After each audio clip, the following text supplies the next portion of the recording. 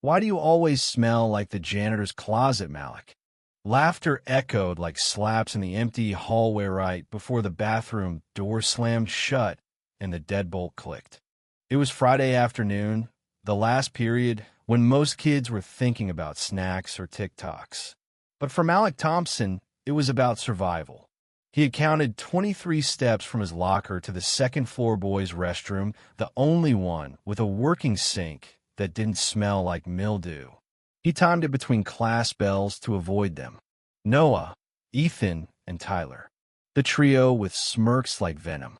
Malik tried to keep his head down. His mama always told him, "You don't start fights, but you finish with dignity."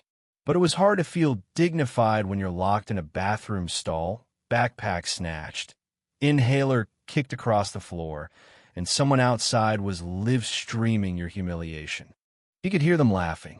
One of them imitated a monkey. Another yelled, "Bet your dad cleans toilets, too." That's when Malik's fingers curled into fists not from fear, but memory. His father, Andre Thompson, wasn't just a dad.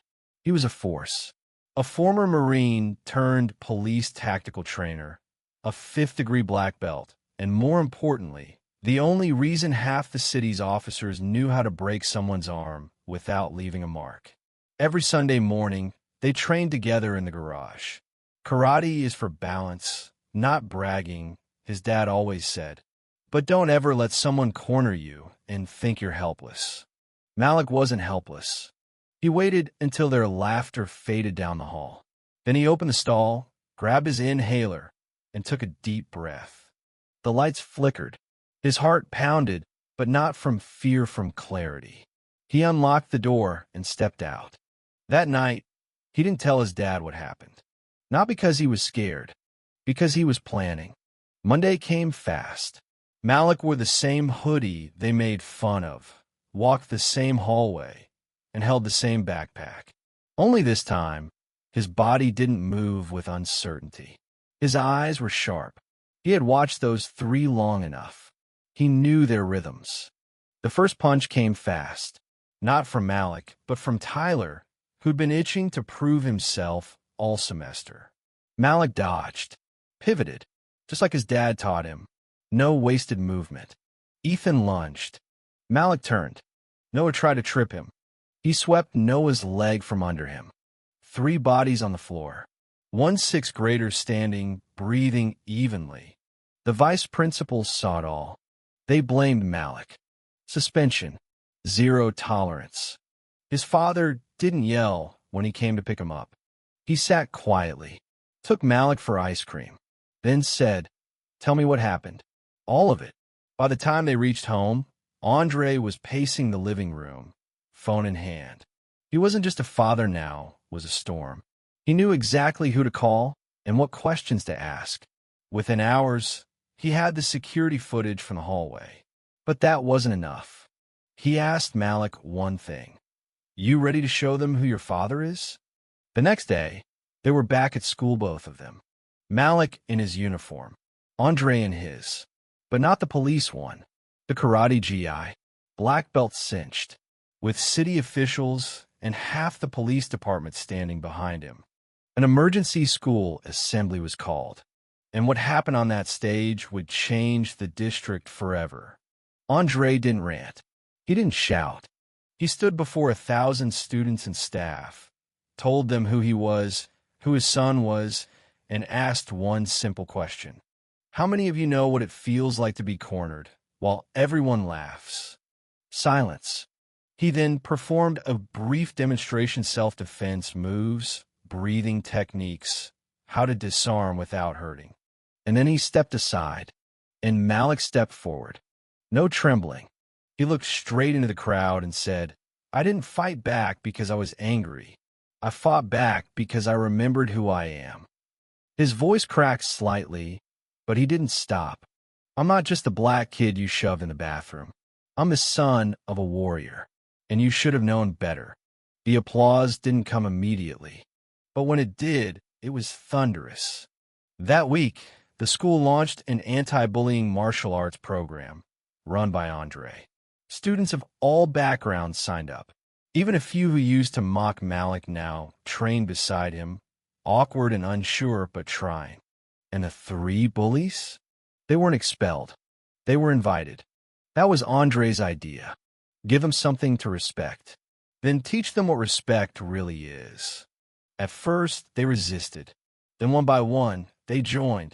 Not because they wanted to, but because the school made it clear learning how to not be a threat was now part of growing up. But something strange happened. Over the weeks, they changed. Malik saw it in the way Noah held the punching bag for him without flinching, in how Tyler apologized not with words, but with the quiet way he stopped making jokes when Malik passed by. And Ethan even asked Malik to help him with his stance. The war didn't end in a dramatic battle. It ended in a gym, with sweat, bruises, and awkward conversations. By month's end, Malik was no longer invisible. He was a symbol, not of vengeance, but of transformation. Yet none of this made the scars disappear. Sometimes he still flinched at sudden locker slams, still checked over his shoulder, still hesitated before walking into the bathroom. But now, when he did, there was always someone waiting outside. Sometimes it was his dad. Sometimes it was one of the former bullies. But most times, it was a kid he didn't even know holding the door open. Because they'd all learned one thing. Silence is the first accomplice. And Malik had broken that silence. He hadn't asked to be brave. But sometimes, when you're cornered, the only way out is to stand up and remind the world you were never alone. Malik didn't feel like a hero. He still had to deal with the looks in the hallway, some curious, some admiring, some cold and distant. The teachers treated him differently now. Some were overly polite, walking on eggshells like he might explode at any moment. Others just ignored him altogether. He wasn't sure which was worse. But the hardest part wasn't at school. It was at home alone in his room, staring at the ceiling, asking himself the question that never fully went away. What if I had just stayed silent? His father seemed proud. Every night, Andre would come home from training city cops and ask Malik if he wanted to review techniques, watch old martial arts films, or stretch together on the living room floor. Malik always said yes.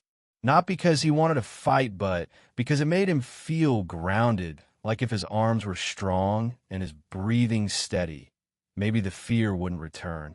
But it did. In dreams. In those dreams, he was back in that stall. Only this time, the door never opened. The handle disappeared. His voice didn't work. He woke up sweating, sometimes crying. Once he screamed. Andre heard. He didn't say anything, didn't even knock. Just waited outside the room and whispered through the door, "You're safe, Malik. You're home. You're not alone."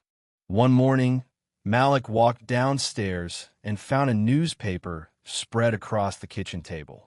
The front page showed a photo from the school assembly, a still shot of Malik bowing in his GI next to his father. The headline read, "From Victim to Leader, How a Young Boy and His Father Taught a City to Listen." Malik didn't smile. He didn't feel like a leader. He still avoided the second-floor restroom, still flinched at the sound of lockers slamming. He still walked with his eyes low, shoulders slightly curled in. But something had changed. Other students noticed. One afternoon, in the cafeteria, a girl named Tasha slid into the seat across from him. She was in his history class, quiet, bookish, wore oversized glasses, and always had a stack of novels on hand. "Hey," she said, "you okay if I sit here?" Malik nodded, surprised. "You said something," she said, "at the assembly, about remembering who you are. That stuck with me." He blinked. "Yeah." She nodded. "Some girls in gym keep pulling my hijab. Like it's funny." His hands tightened around his juice box. "I told the teacher. She told me not to make it a cultural thing." Malik's jaw clenched. He didn't say anything. Tasha looked down, picked at her sandwich crusts. "So thanks for saying something out loud. It made me feel like maybe I could too." He nodded again. Not because he knew what to say, but because he didn't have to. That was the first time he realized people were watching. Not just the bullies, not just the teachers, everyone, and they were learning. That week, more students came forward. A Latina freshman reported being called border jumper near the gym. A Vietnamese-American boy opened up about being mocked for his accent. A white girl spoke up about being called race traitor for dating a black student.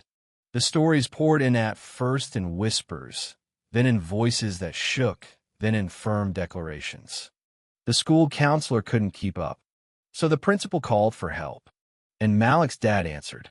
Andre organized a citywide school martial arts exchange program, something that had been rejected by 3 boards over the years. But now, with public attention, support from the mayor, and the media calling him a hero, the door was open. Each Saturday, students from different schools gathered in a local community center. They practiced self-defense, shared stories, sometimes cried, sometimes laughed. No uniforms. No belts, just mats and honesty. And Malik? He helped lead, not because he wanted to be in charge, but because when he stood up, others followed, even the ones who used to hate him. It started with Tyler. He asked Malik mid-session, "How do you move so fast?" Malik blinked. "I don't know. I guess I just know when someone's lying with their body." Tyler gave a half smile. "That's deep." "No, that's karate," Malik said. They laughed. And then came Noah. At the end of one session, he stayed behind. "I never said sorry," he muttered, not meeting Malik's eyes. Malik stayed quiet. "I thought it was just jokes, you know. I didn't think it was that deep." Malik looked at him, calm. "If someone locks you in a bathroom and mocks your skin, it's never just jokes." Noah's mouth opened, then shut. Then he nodded. "I get that now. I do. And I'm sorry." Malik didn't say, "I forgive you." Not yet. But he did extend his hand. Noah took it. Even Ethan, the loudest of the 3, started showing up early to help roll out mats. One day, he brought his little brother. Said he wanted him to learn before he got stupid like me. Something was shifting, but not everyone approved. At a school board meeting that month, a parent stood up and sneered. "Why are we glorifying violence? Karate? Really? Teach them math." Another said, "I don't want my kid learning victim mentality just because some boy couldn't take a joke." Andre stood to respond, but the superintendent motioned for silence. And then Malik stood, in his school uniform. No belt, no GI, just a student. "I don't want a trophy. I just want to feel safe when I use the bathroom." The room went quiet. "I'm not asking you to teach karate. I'm asking you to teach respect. And sometimes we learn respect better when we understand power. Not the power to hurt, but the power to stand." His voice shook, but his eyes were clear. "I used to think I was alone. I'm not. None of us are. That's why this matters." The board voted unanimously to expand the program. But change never comes easy. A few weeks later, someone spray-painted slurs across the gym entrance. The words were ugly, crude, meant to break. But by morning, they were covered.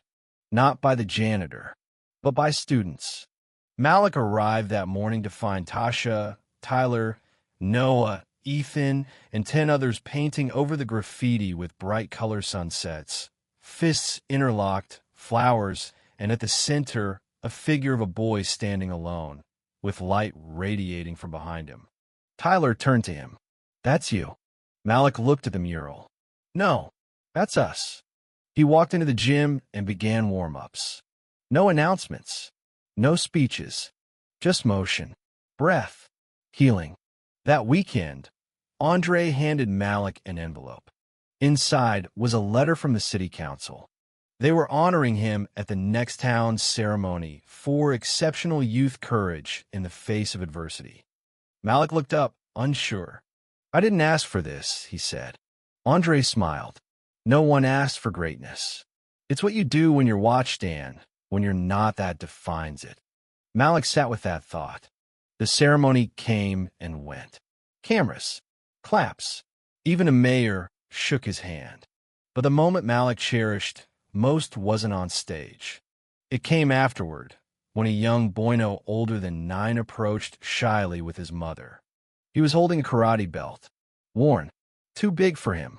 "I saw you on the news," the boy said. "I'm scared at school too. But now I want to be brave like you." Malik crouched to his level, placed a hand on his shoulder, and said the words his father once told him. "You don't start fights, but you finish with dignity."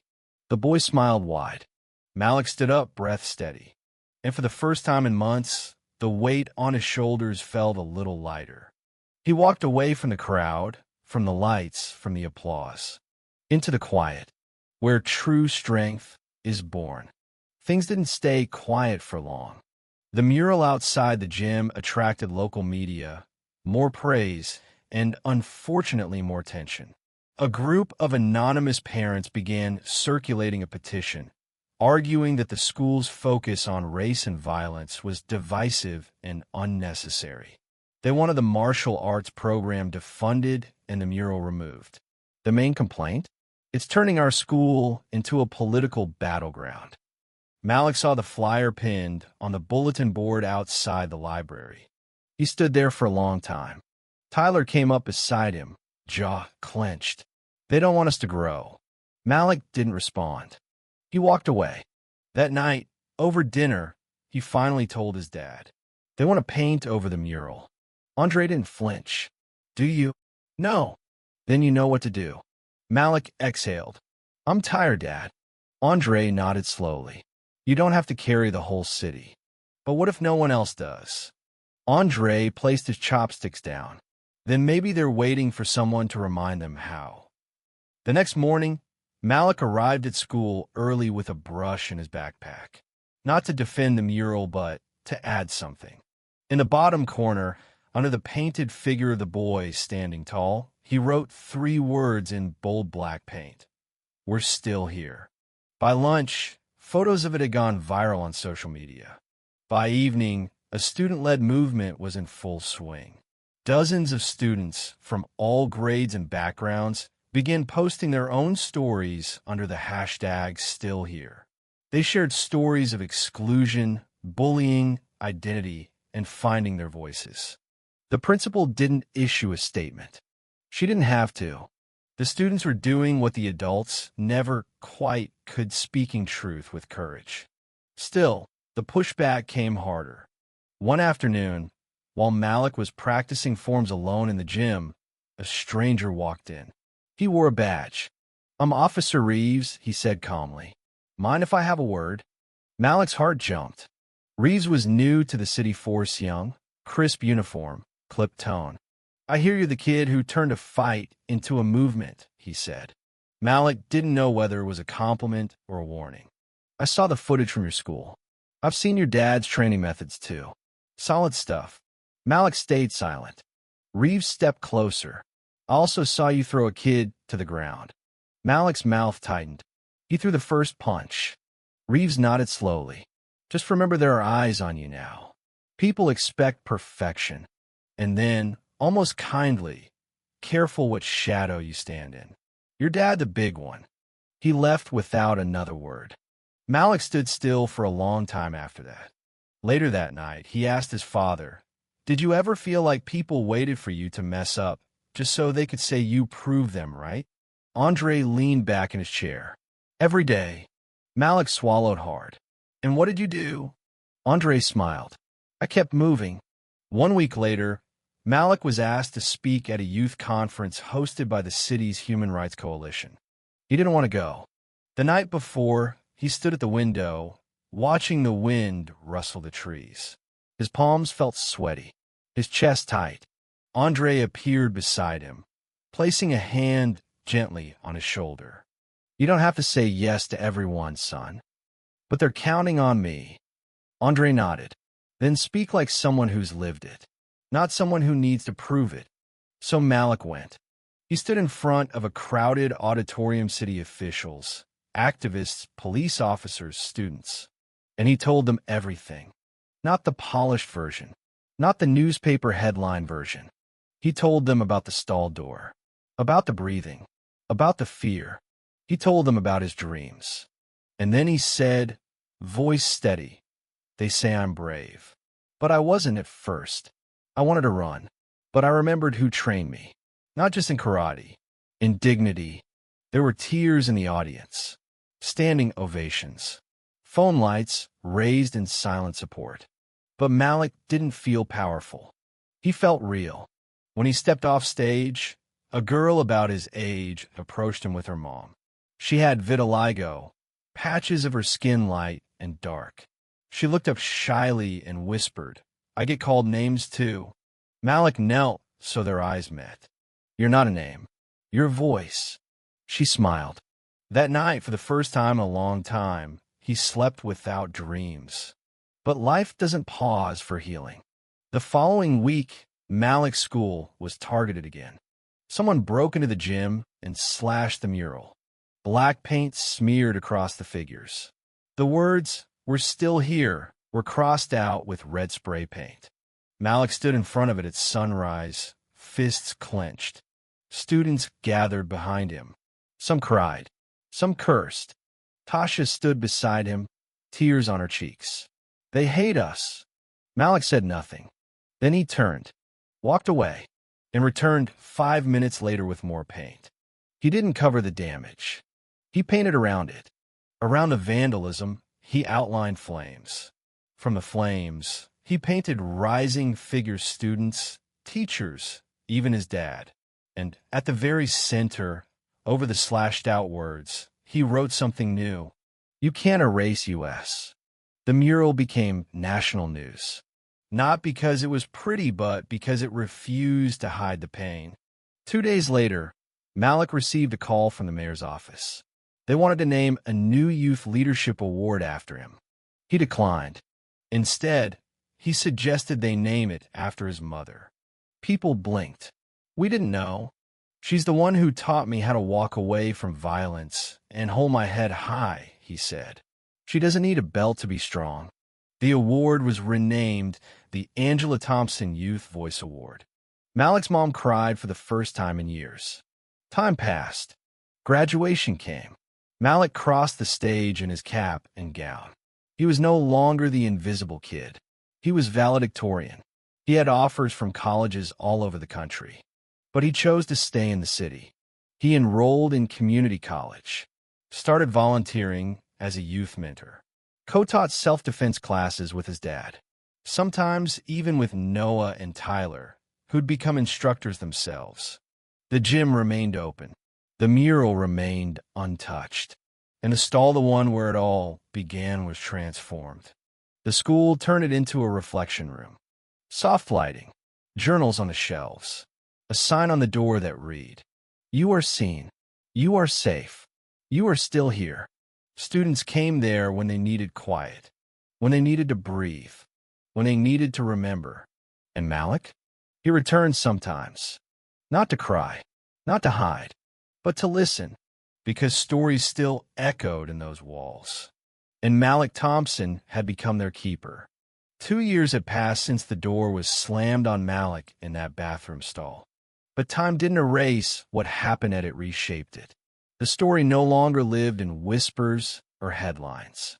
It had become a kind of legacy, not just for Malik, but for the whole city. At Jefferson High, new freshmen came in every fall knowing one thing for sure. This school wasn't like others. The first orientation tour didn't just include the gym or the library. It included the mural. A teacher would pause in front of it and say, This was painted after a student chose dignity over revenge. You stand on his shoulders now. Malik came back often not as a student, but as a guest speaker, a mentor, a quiet presence who never needed to raise his voice to be heard. One rainy Thursday afternoon, just after his 20th birthday, he received a message from Principal Alvarez. Can you come by? We got a student who could use someone who's walked the same road. Malik didn't hesitate. When he arrived, he found a 7th grade boy sitting outside the counselor's office, knees bouncing, chewing the sleeve of his hoodie. His name was Jordan, light-skinned, lanky, with dark curls and eyes that refused to meet Malik's. The principal explained. Jordan had been jumped in the locker room. 3 boys, bruises, a chipped tooth, and silence. He hadn't spoken to anyone, not even his mom. Malik sat beside him, not across, not above, just beside. Want to know something funny? Malik said. The first time I punched someone, I was shaking so bad afterward I dropped my inhaler. Jordan blinked. Malik smiled gently. You're allowed to be scared, but you're also allowed to be angry. Jordan didn't reply, but he didn't move away either. Malik leaned back in the chair. The worst part isn't the pain. It's feeling like no one's ever going to see it or care. But that's not true. I see it, and I care. And so do more people than you think. Jordan looked at him then, just for a second, and Malik nodded. When you're ready to talk, I'll still be here. That became Malik's new mantra. I'll still be here. Not in the spotlight. Not on magazine covers. Just here. At home, life had changed too. His mother, Angela, had started leading weekend healing circles for other parents. She used to work overnight shifts at the hospital. Now she ran workshops on raising kids of color in a world that didn't always want to understand them. His father had gone part-time with a police force and full-time at the community dojo. They didn't teach kids how to fight anymore. They taught them how to return to themselves. Sometimes, Malik helped with the Saturday classes. Once, he noticed a girl 10 years old, Burmese American, with nervous eyes watching him carefully. You want to try a move? Malik asked. She hesitated, then whispered, Can I just watch? Malik knelt beside her. That's still training. She smiled. He'd learned that bravery wasn't about loudness. It was about presence. In his second year of college, Malik started a nonprofit, Still Here Foundation. Its mission was simple: help students across the city respond to racial bullying not just with self-defense, but with community defense. The foundation offered after-school programs, art therapy, legal workshops for families, and healing spaces led by trauma counselors. He worked late nights, wrote grants, met donors, sometimes doubted everything. But then letters started coming in.